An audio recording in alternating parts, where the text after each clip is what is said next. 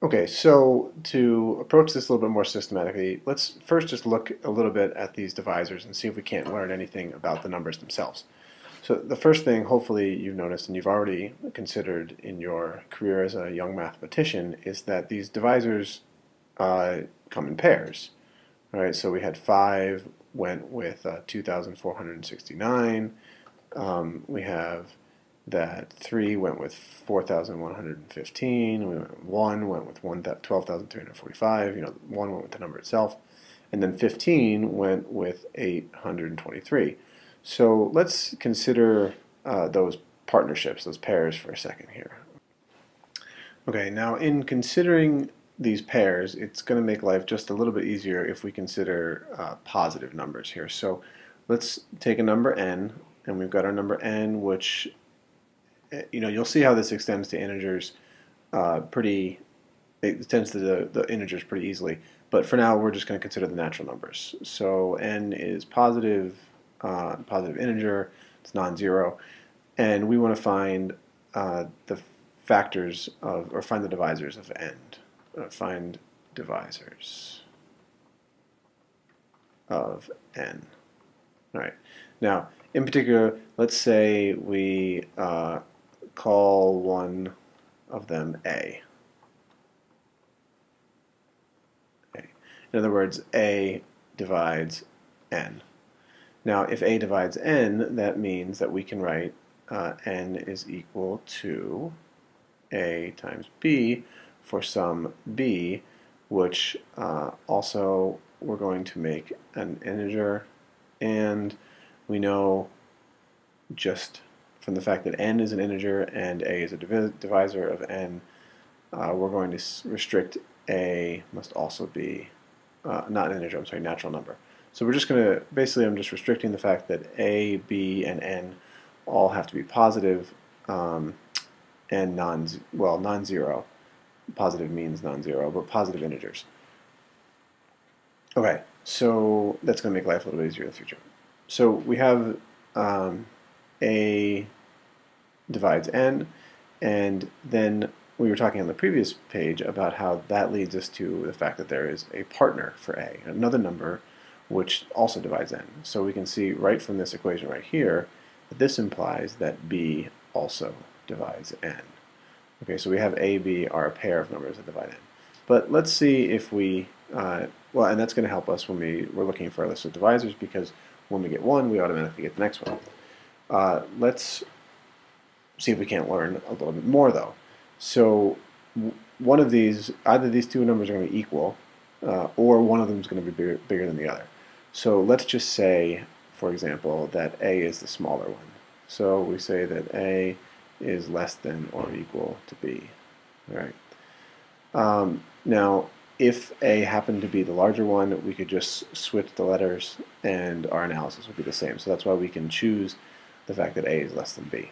Okay, so now we know that if A is less than B, we also have that n is equal to AB, which we can rewrite as, which tells us that B is equal to n divided by A.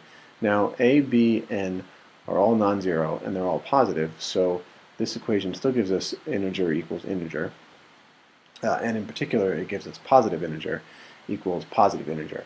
So just keep that in mind.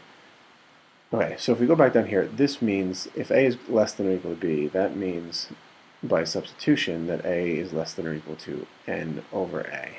Right? And now we can manipulate this inequality a little bit. Now the reason you can see, hopefully now you see why I made the choice to only discuss the positive numbers.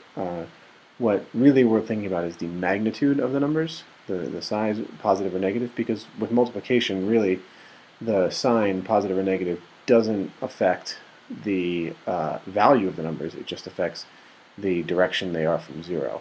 So if we just took any numbers, positive or negative, and replaced them with their absolute value, we could use this argument to reach the same result. So we have here that positive number A is less than or equal to n divided by A, which also happens to be a positive number. When you have two positive numbers like this, you can manipulate the inequality by multiplying through. If both sides are not positive, you have to be careful. So if I multiply through by a, this leads me to believe that, or it leads me to the fact that a squared is less than or equal to n. And again, with positive numbers on both sides of an inequality, you can take the square root. That is a legal algebraic step. So again, it's only legal if both sides are positive, but it is legal when they are positive. So that means that a is less than the square root of n. Now, why is that interesting? Well, it's kind of interesting because if a is less than the square root of n, we could do a similar argument, and I will write that like this: similarly, b is greater than or equal to the square root of n. So a was the smaller and b was the greater, but the important thing is we get two numbers pairs. N is equal to a times b. We have a pair of numbers a and b, and what's important about that is one number is less than the square root of our original number, and the other number is greater than the square root of the original number. Okay, now that's really kind of interesting because that allows us to reduce the number of numbers that we have to try greatly. Okay, so if I'm trying to find the divisors, let's take, for example, find the divisors of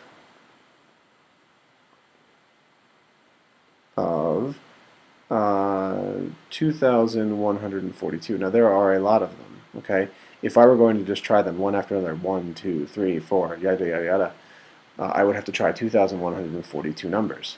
However, the square root of 2,142 is approximately 46.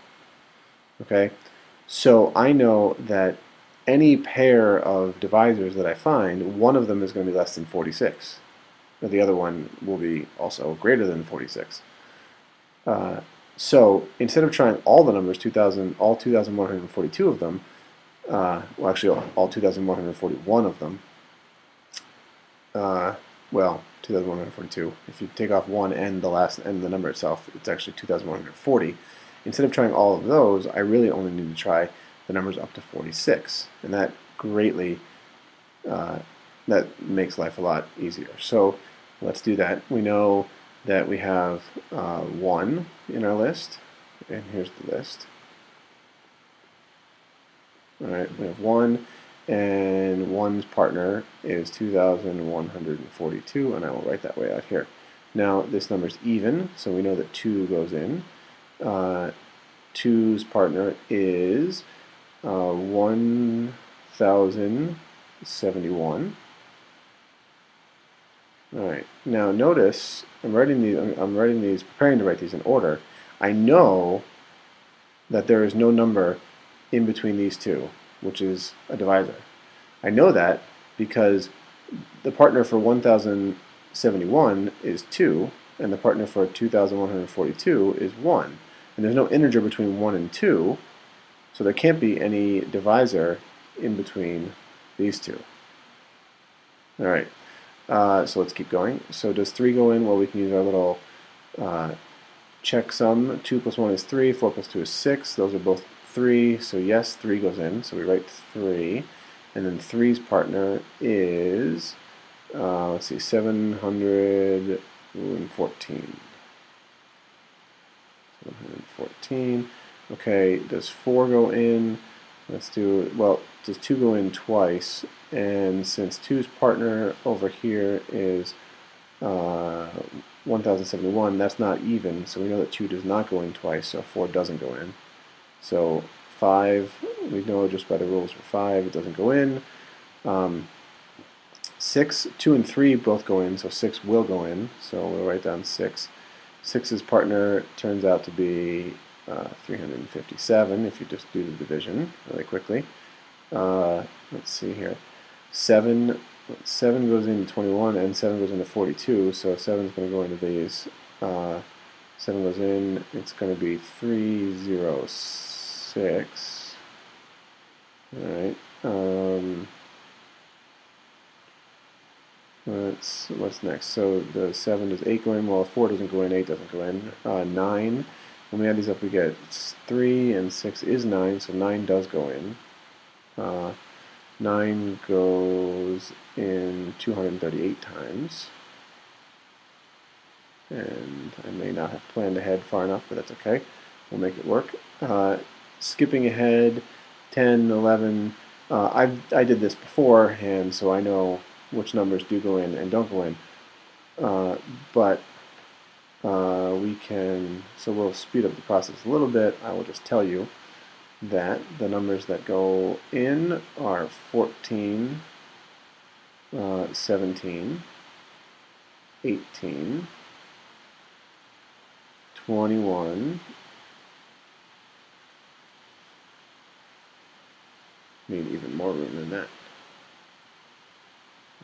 Slide these guys way over there. Okay. 21, 34, 42. And now that's the last number. 42 is the last number that's less than 46, which was the square root. So 42's partner is 51. 34's partner is 63. 21's partner is 102. 18's partner is 119.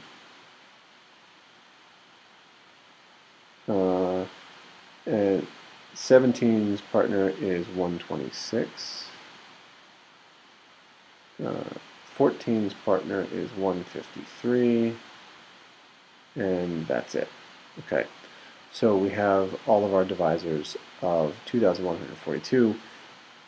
We know, first of all, well, we know, let's say that I had actually tried them, which, let's say I did. We know that this is an exhaustive list, even though I only tried up to 46, because any number that's a divisor more than 46 has to have a partner less than 46. So I would have already found it. So we can stop right there.